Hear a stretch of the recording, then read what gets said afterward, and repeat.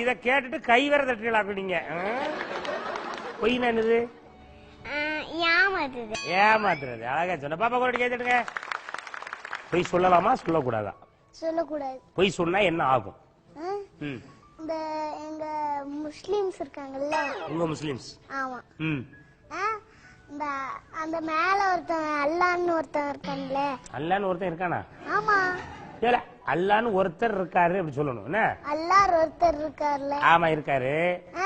அவர் வந்து நைட்ட புடிச்சிட்டு போய் நெருப்பு இருக்குல்ல.